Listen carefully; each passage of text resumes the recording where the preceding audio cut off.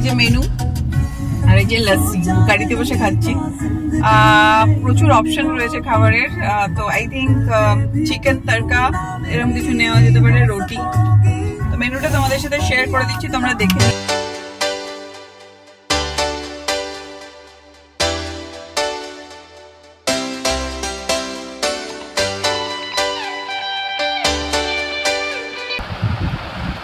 তরকাটা একদম ভালো লাগলো না আমার, মানে আমার মুখের স্বাদ অনুযায়ী তরকাটা ভালো লাগেনি, একটু তিতকুটে লাগলো, মানে পুড়ে গেছিল হয়তো। Hi friends, welcome back to my channel. আজকে সানডে, আমি আর সৌমু আবার বেরিয়ে পড়েছি আর তোমাদের সঙ্গে শেয়ার করব নতুন একটা ব্লগ। আজকে আমরা যাচ্ছি পার্ক স্ট্রিটের একটা ধাবাতে, যেটা নাম হয়তো তোমরা অনেকেই শুনেছো, বাট আমি ফার্স্ট টাইম যাচ্ছি, আমি কোনোদিন যাইনি। সৌমু আগে গিয়েছে। আমরা যাচ্ছি রাসেল ধাবা, রাসেল স্ট্রিটে এটা। তো গিয়ে তোমাদেরকে দেখাবো ওখানে কি কি পাওয়া যায় আর কি কি কিনছি বা কি কি খাচ্ছি। ওখানে এসি মনে হয় নেই, দ্যাটস ওয়াই হয়তো ম্যাক্সিমামটা আমি প্যাকিং করেই নিয়ে আসবো। আর বাকি ওখানে যা পাওয়া যায় দেখে কিছু গাড়িতে বসে খাওয়াও যেতে পারে। প্রচন্ড গরম বাইরে, সো বুঝতে পারছি না এখনো, যতক্ষণ না পৌঁছাচ্ছি। রাস্তায় ভীষণ জ্যাম। তো আমরা যাচ্ছি, সিটি সেন্টারে এসেছিলাম, কিছু শপিং করলাম, এখন যাচ্ছি পার্ক স্ট্রিটের দিকে। তো সাথে থাকো আর পুরো ব্লগটা দেখতে থাকো। আর আমার ব্লগগুলো তোমাদের কেমন লাগছে জানাতে ভুলো না। আর যারা নতুন নতুন সাবস্ক্রাইব করছো, যারা দেখছো, তাদেরকে অনেক থ্যাঙ্কস। প্লিজ সবাই একটুখানি আমাকে লাইক করে দিও যদি তোমাদের ভালো লাগে। আর যারা একদম নতুন ভিউয়ার্স, প্লিজ চ্যানেলটা একটু সাবস্ক্রাইব করে দিও।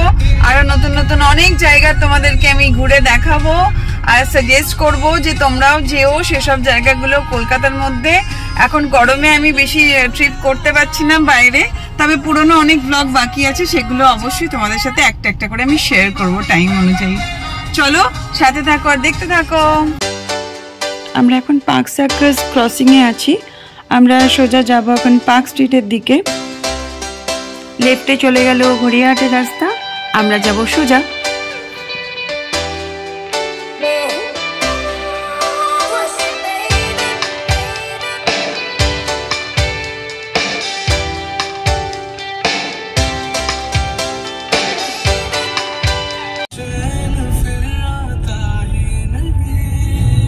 আমরা চলে এসেছি প্রায় কাছাকাছি রাসেল স্ট্রিটের দিকে। আমাদের একটা রাইট নিতে হবে, ডান দিকে যাব আমরা।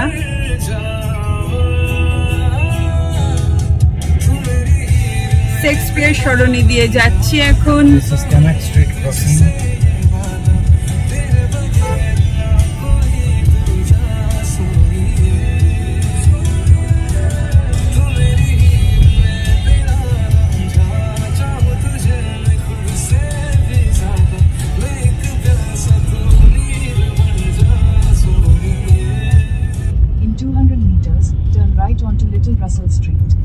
লিটল রাসেল স্ট্রিট, কেনিলওয়ার্থ হোটেলের থেকে ডান দিকে।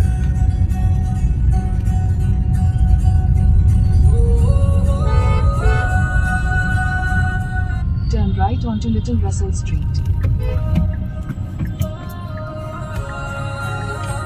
এটা কেনিলওয়ার্থ হোটেল হচ্ছে, দেখো রাইট সাইডে, ওর পাশের গলিটা দিয়ে আমরা ঢুকে যাব। তোমরা ম্যাপেও দিয়ে দিতে পারো, ম্যাপেও আছে। এই যে এদিকে হচ্ছে অরবিন্দ, শ্রী অরবিন্দ ভবন, আর সামনে দেখো এসি মার্কেটও দেখা যাচ্ছে। নন্দলাল বসু সরণি, লেন্স কার্টের একটা শপ রয়েছে এখানে, ঠিক তার পাশ দিয়ে আমরা ঢুকে যাচ্ছি। কাছাকাছি চলেই এসেছি একদম। প্রচুর আজকে জ্যাম রাস্তায়, সানডে যেহেতু পার্ক স্ট্রিটে ভিড় হবেই। এই যে 42 দেখা যাচ্ছে, দেখো।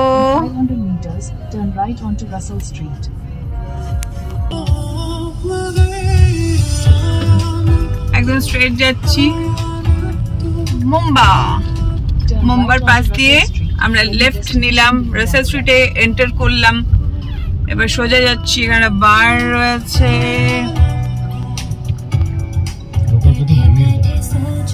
हाँ, हाउस ऑफ काजी।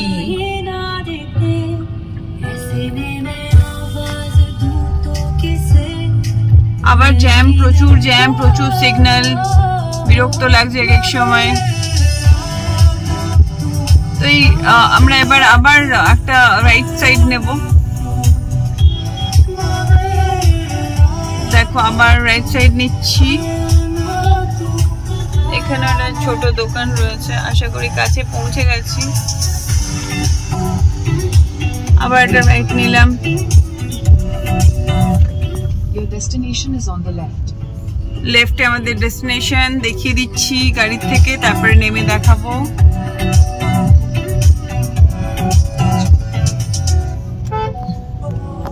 রাসেল ধাবা, ছোট্ট ধাবা একটা। এটা ইয়ের মতো না, বলবন্ত সিং এর মতো বড় না। এই যে এখানে নাকি খাবার ভীষণ ভালো, চলো গিয়ে দেখি।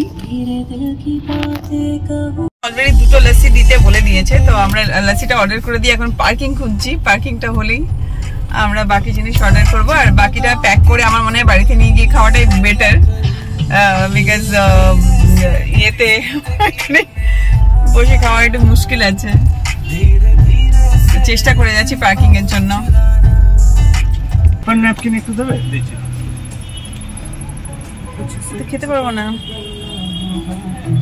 এই যে লস্যি এসে গেছে, দেখি বলুন। চিয়ার্স। দেখো হালকা না লস্যিটা, কিন্তু এইভাবে মজা নেই খেয়ে, সিরিয়াসলি বলছি। ভালো লস্যিটা, এটাই তো মজা। 5 মিনিট দাঁড়ালে পার্কিং পাওয়ার জন্য, 5 মিনিটে পার্কিং পেয়ে গেলে। পার্কিং এর জন্য না, গাড়িতে বসে খেতে কি ভালো লাগে নাকি? সানডে একটু রেস্টুরেন্টে বসবো, হ্যাং আউট করবো। বসার জায়গা ভেতরে আছে বাট ছোট। এই যে মেনু আর এই যে লস্যি, গাড়িতে বসে খাচ্ছি। প্রচুর অপশন রয়েছে খাবারের, তো আই থিঙ্ক চিকেন তড়কা এরকম কিছু নেওয়া যেতে পারে, রুটি। তো মেনুটা তোমাদের সাথে শেয়ার করে দিচ্ছি, তোমরা দেখে নিও। আর ধাবাটা একবার দেখিয়ে দাও সামনে থেকে।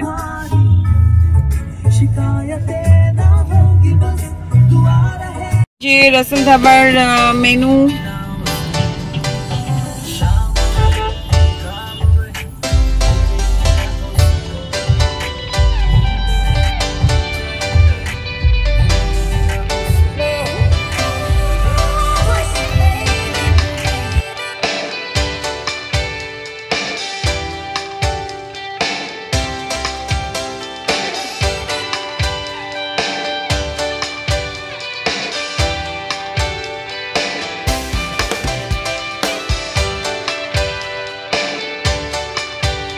ধাবার ভেতরে সিটিং অ্যারেঞ্জমেন্ট রয়েছে, তো কেউ চাইলে বসে খেতে পারো, তবে ম্যাক্সিমাম লোকই দেখলাম নিজেদের গাড়িতে বসেই খাচ্ছে।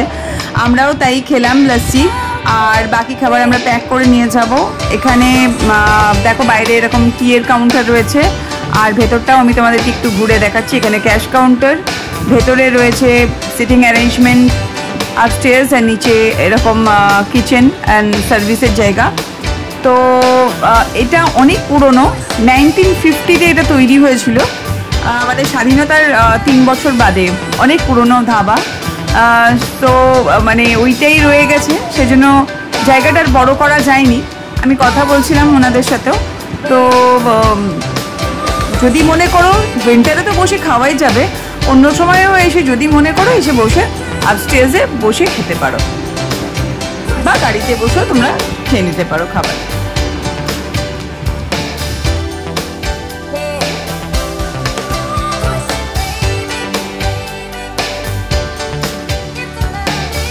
কেনাকাটা হলো, এখন সৌম্য গেছে পেমেন্ট করতে,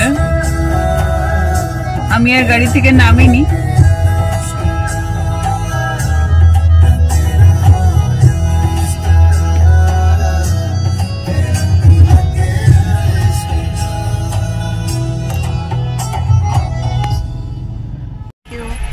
তো আমাদের হয়ে গেল রাসেল ধাবায় খাওয়া দাওয়া, আমরা এখন এখান থেকে বেরোবো। আর কি কি নিয়ে যাচ্ছি প্যাকিং করে সেটা তোমাদেরকে দেখাবো। খাওয়া দাওয়া মিন্স ম্যাক্সিমামটাই প্যাকিং করেছি, তাও সিট বেল্টটা বেঁধে, পুলিশদার কাকা দাঁড়িয়ে আছে ওখানে দৌড়বে। তো আমরা মোটামুটি আমাদের যা বিল হয়েছে দেখছি 1060 টাকা বিল হয়েছে। তো আমি তোমাদেরকে ডিটেলসটা দিয়ে দিতে পারবো। আর বাড়িতে গিয়ে আমি দেখাবো কি কি প্যাক করলাম। আমরা দুটো নিয়েছি, কি নিয়েছি, একটা তরকা নিয়েছি প্লেন, দুটো নিয়েছি চিকেন ভর্তা, আর একটা আলু পরাঠা, 4টে রুটি, আর একটা যেন কি নিলাম, আর দুটো লস্যি খেয়েছি। তো সব মিলিয়ে 1060 টাকা বিল হয়েছে। হ্যাঁ, তো আমি প্রাইসগুলো তোমাদেরকে মেনু কার্ডে দেখিয়ে দিয়েছি। সো বাকিটা বাড়িতে গিয়ে দেখিয়ে দিচ্ছি আইটেমগুলো আর কোয়ান্টিটিটা। তো এখন আমরা বেরিয়ে যাচ্ছি এখান থেকে। আর আমার সত্যি কিছু খাওয়ার মতো ইয়ে নেই, লস্যিটা খেয়ে পেট ভরে গেছে। আমি ওইটুকুই খাই অ্যাকচুয়ালি, আমাকে নিয়ে আমি ফুড ব্লগ বানাই ঠিকই, বাট আমি খেতে পারি না। চলো আমরা বেরোচ্ছি দাবার থেকে। দেখো তোমাদেরকে দেখিয়ে দিচ্ছি, এই দুটো হচ্ছে চিকেন ভর্তা, এটা হচ্ছে তরকা, আর একটা আছে আলুর পরোটা আর রুটি। আর ওরা কমপ্লিমেন্টারি আচার আর ঘি দিয়ে দিয়েছে দুটো পাউচের মধ্যে। দেখো ভর্তা, এই দুটোই ভর্তা, আর এটা হচ্ছে তরকা, আর এই হচ্ছে আলুর পরোটা আর রুটি। তোমাদেরকে বিলটা আমি দেখিয়ে দিচ্ছি, তারপরে খাবারের রিভিউটা দিচ্ছি। আমরা 2 প্লেট চিকেন ভর্তা নিয়েছিলাম, পার প্লেট 270 করে 540 রুপিস। দুটো লস্যি ছিল 70 করে 140 রুপিস, আর একটা আলুর পরোটা ছিল 140 রুপিস, 4টে রুটি ছিল 80 রুপিস, পার রুটি 20 রুপিস করে, আর একটা ভেজ তরকা ছিল 160 রুপিস। খেতে বসলাম, আমি ওই ইয়েটা খেলাম, তরকাটা আমার তিতকুটে লাগলো, খুব একটা ভালো লাগলো না। আর ভর্তাটা খেয়ে বলছি, প্রচণ্ড অয়েলি, ভীষণ রকম তেল। আমি ওপর থেকে কিছুটা তেল ফেলে দিলাম। ভর্তার রুটি নিয়েছি,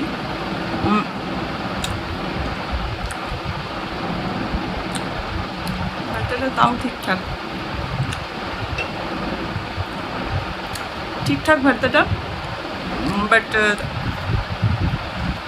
তরকাটা একদম ভালো লাগলো না আমার, মানে আমার মুখের স্বাদ অনুযায়ী তরকাটা ভালো লাগেনি, একটু তিতকুটে লাগলো, মানে পুড়ে গেছিলো হয়তো। এটা স্মোকি ফ্লেভারও আসছে, হয়তো পুড়ে গেছিলো জিনিসটা। আর তেলটা প্রচণ্ড বেশি তরকাতে আর ইয়েতে ভর্তাতে।